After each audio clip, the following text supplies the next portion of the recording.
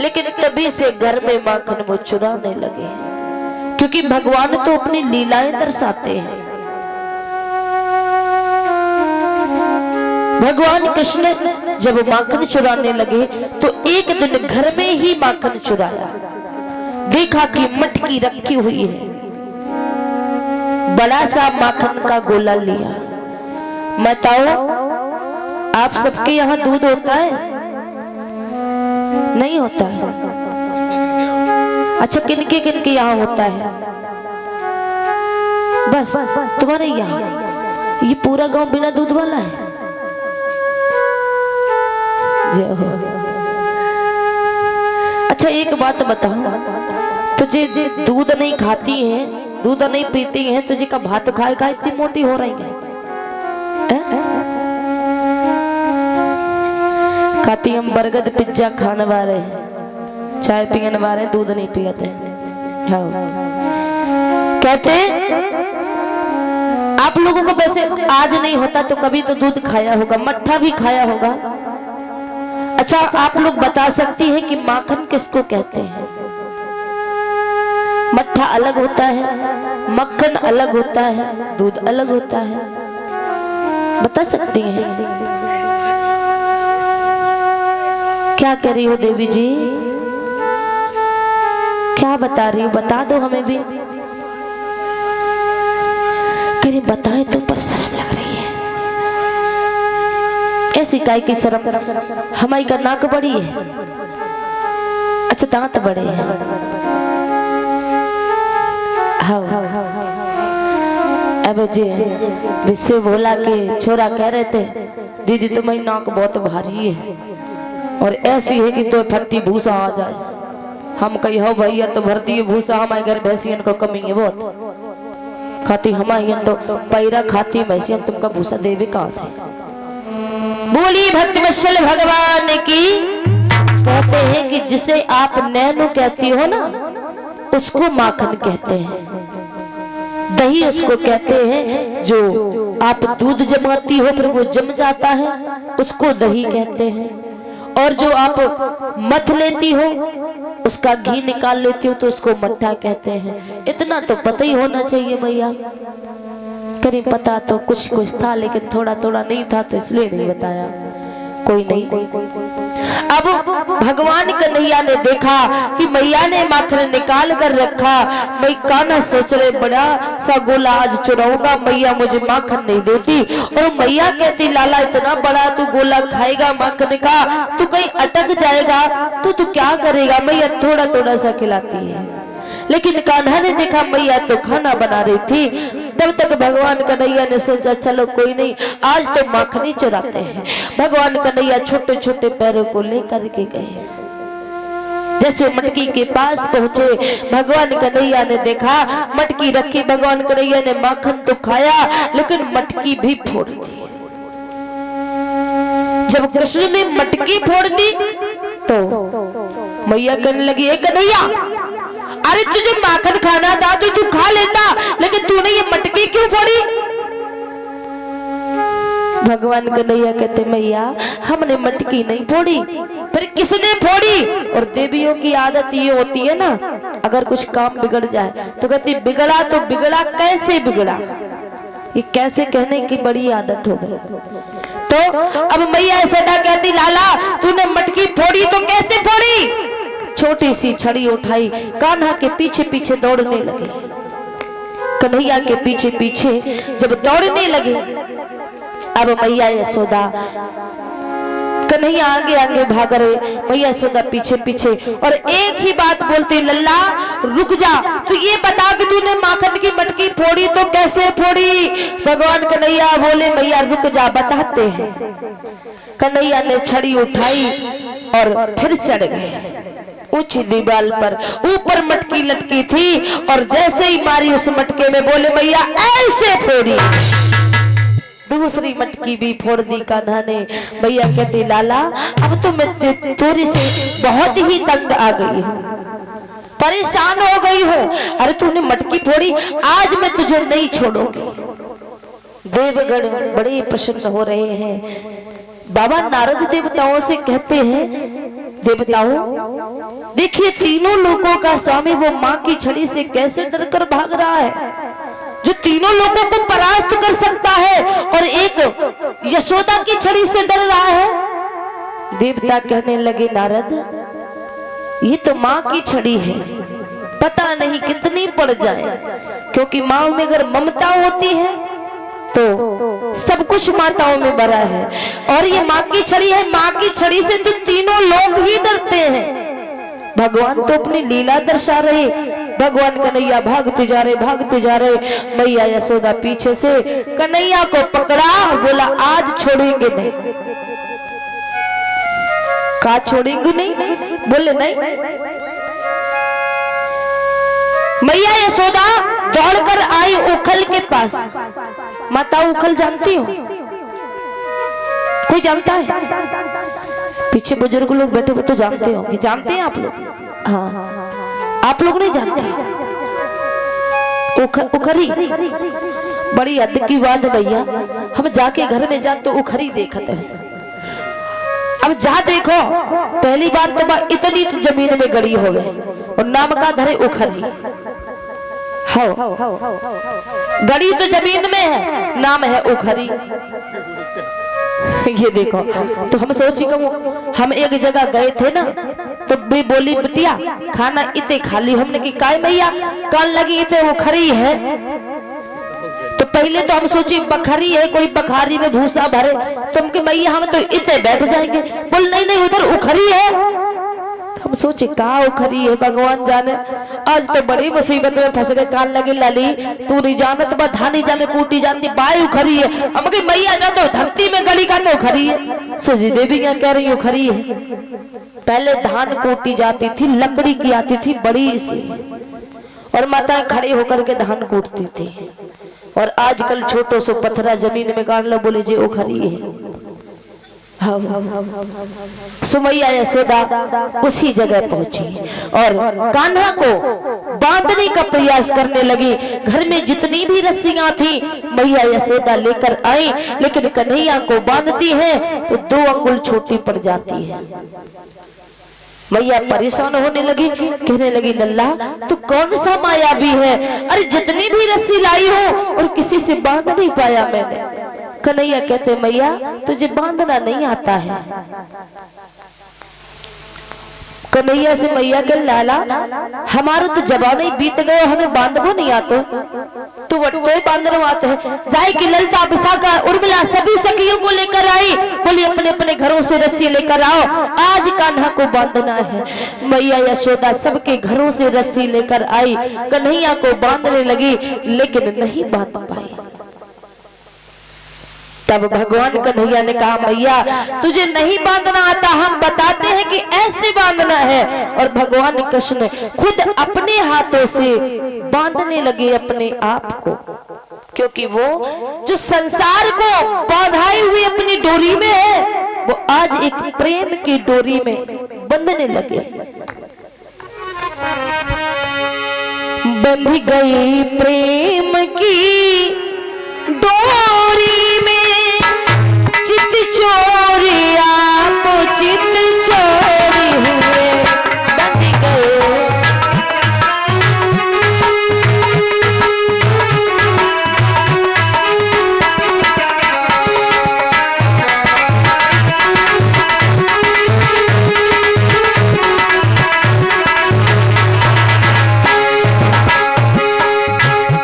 बंध गए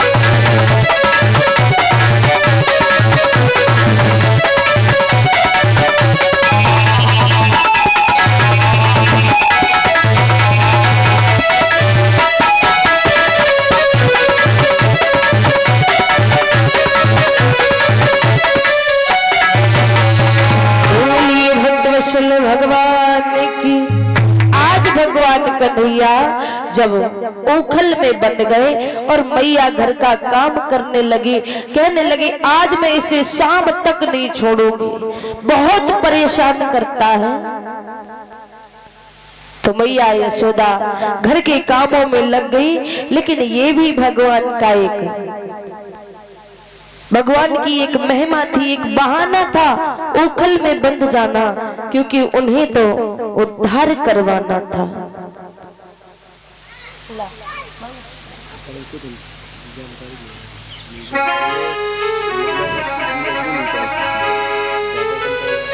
बोलिए भक्तवत्सल भगवान की। आज श्री सुखदेव जी कहते कि हे राजन परीक्षित, भगवान कन्हैया ने देखा मैया घर के कामों में लगी है, तब तक भगवान कन्हैया ने ओखल खींचना आरंभ कर दिया और खींचते खींचते उस जगह पर पहुंचे जहां बरसों से दो वृक्ष बनी आत्माएं खड़ी थी, जिनका नाम था यमलार्जुन। नल और कुंवर यमलार्जुन के वृक्ष बने हुए थे। वो क्यों बने?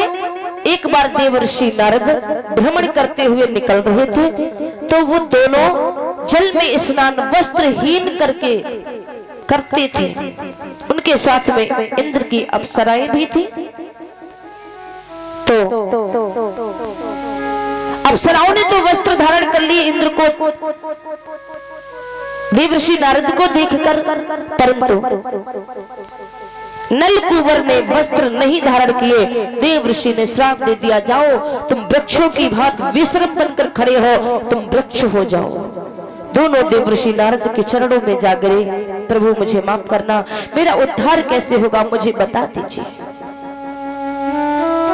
लेकिन कहते हैं कि संत बड़े ही निर्मल होते हैं, बड़े ही कोमल होते हैं। उन्होंने कहा कि जाओ, भगवान कृष्ण अवतार लेंगे तब तुम्हारा उद्धार होगा। तो वही समय आ गया जब भगवान कृष्ण ओखल को खींच कर ले जाते हैं, और जब खींच कर ले जाते हैं तो उसी स्थान पर पहुंचे जहां दोनों वृक्ष खड़े हैं, और जैसे वृक्ष फंस जाते हैं दोनों ओखल में, भगवान ने ऐसा झटका दिया कि दोनों वृक्ष जमीन पर जा गिरे। और जैसे दोनों वृक्ष जमीन पर जा गिरे, वो दोनों आत्माओं को मुक्ति प्रदान हुई और भगवान को नमन कर बिहारी जी के चरणों में वंदना की और अपने परम धाम को नर स्वरूप में पहुंचाया। बोलिए भक्तवत्सल भगवान की, बोलिए सच्चे दरबार की। इस तरह यमलार्जुन की कथा, यमलार्जुन उद्धार की कथा आप सभी भक्तों ने श्रवण की। एक समय की बात है कि भगवान कन्हैया को मैया यशोदा शाम को आंगन में घुमा रही थी, खिला रही थी। और ये माताओं का एक नया कार्य है मानो, जब छोरा छोरी कोई रोती है ना, तो ये देवियां आंगन में घुमाती हैं, और जब ज्यादा ही रोने लगे तो पता ये क्या कहती है? पता है तुम लोगों को? पता होगा, जब कहती हो तो पता भी होगा।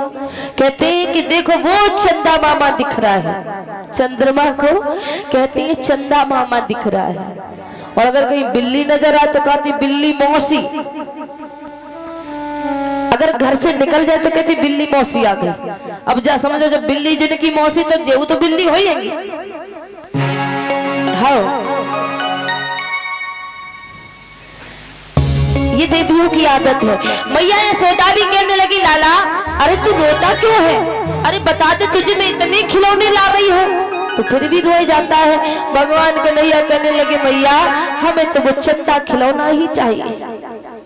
मैया तो वो परेशान हो गए। मैया गोद में लेती है तो कन्हैया फिर से जमीन पर लेट जाते और रोते जाते हैं, रोते जाते हैं। अब मैया परेशान हुई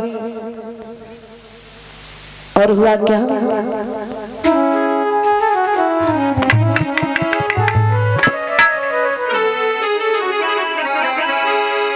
हाथ पकड़े नंदलाला,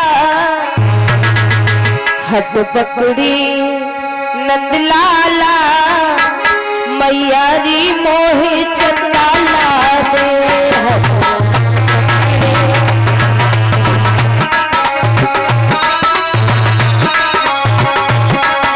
आप सब लोग बोलिए।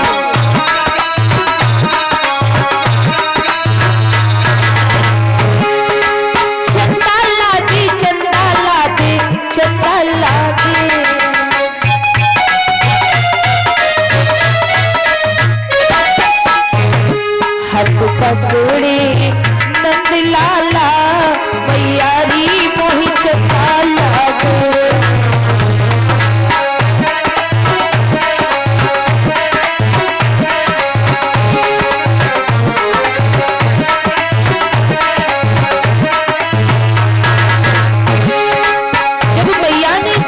कृष्ण को रोते देखा तो बोली, माता यशोदा बोली लाला ना रो मेरे होते।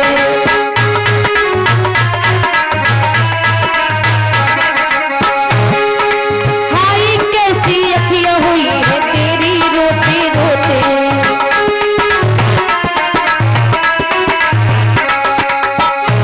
हाथ पकड़े लाला मैया री मोहि चंदा लागे।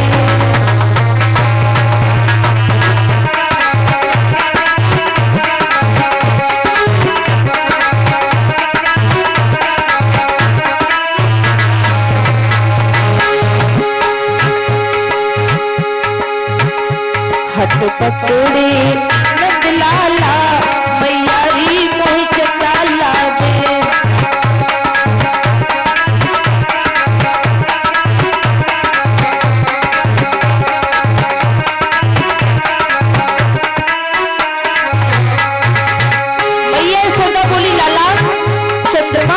बड़ी दूर बसता है कैसे लाऊं?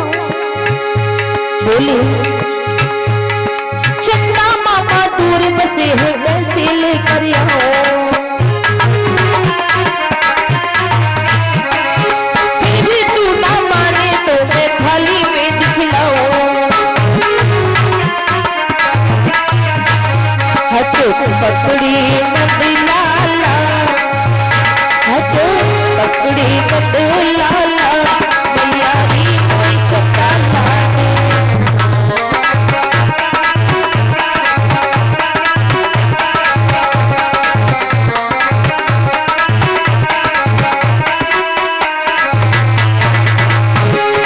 इतना कहकर माता यशोदा थाली लेकर आई।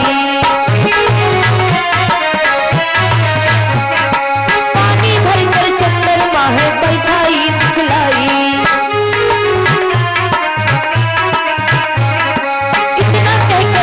यशोदा थाली लेकर आई, पानी भरकर दिखलाई है चंदा की परछाई। हट पकड़े नंद लाला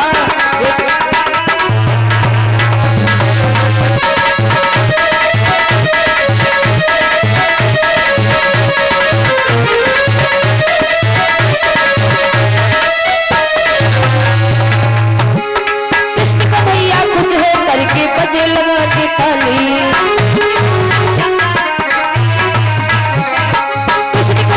खुश हो करके लगे बजाने ताली।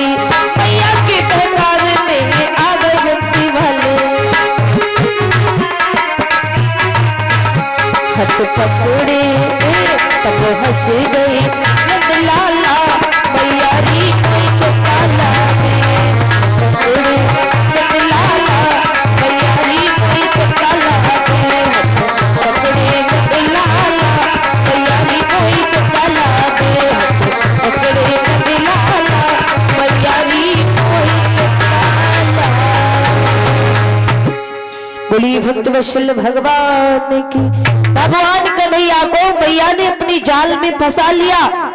आंगन में थाली लेकर आई, थाली में जल रखा और चंद्रमा का प्रतिबिंब उस जल में दिखाई देने लगा।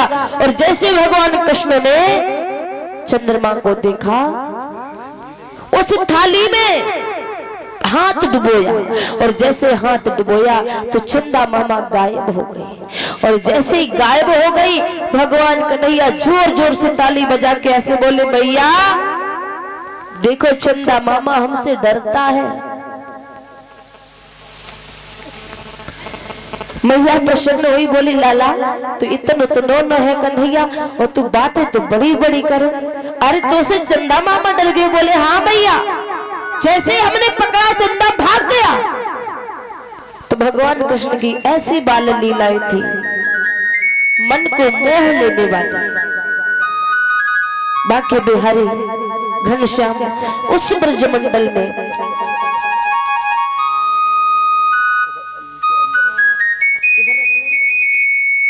थाली होगी और मैया आरती वाली थाली नीचे गिर गई है, नीचे नीचे तख्त के अंदर।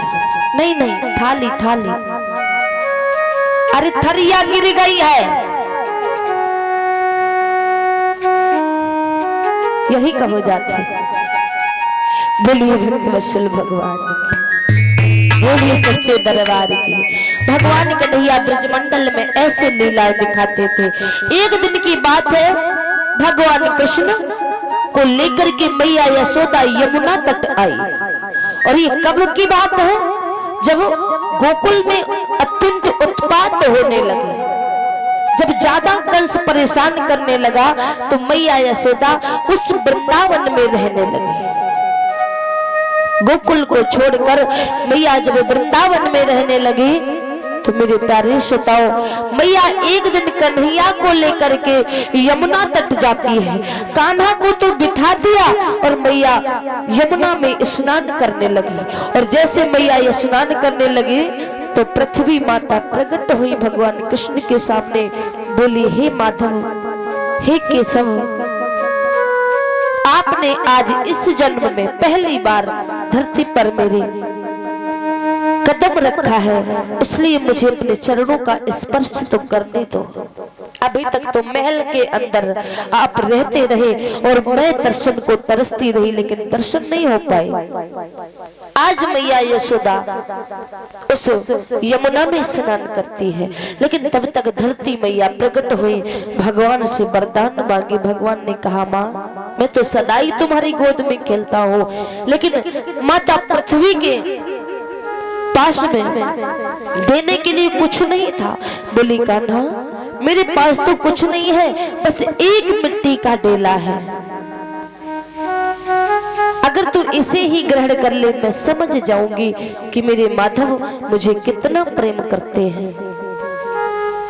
बस तुमने मेरे लिए इस धरती पर जन्म लिया है, इतना एहसान काफी है, इतना प्रेम काफी है।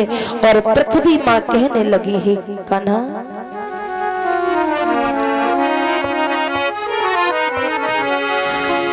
मेरी हर सांस पर दाता तक अधिकार तेरा है। मिला जो भी मिला तुमसे, मैं क्या था और क्या मेरा है। कहा, माया, आप तो जानते हैं हे माधव। और बोले, तुझे दुनिया की दौलत से बुलाया जा नहीं सकता। प्यार ऐसा दिया तूने, बुलाया जा नहीं सकता। और कहा, तेरे एहसान का बदला चुकाया जा नहीं सकता।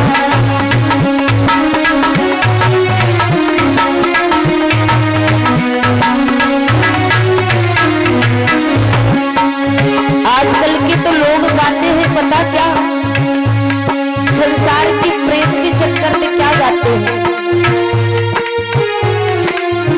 दुनिया के लोग तो कहते हैं, मुझे तेरी मोहब्बत का सहारा मिल गया होता, अगर तू था नहीं आया, किनारा मिल गया होता।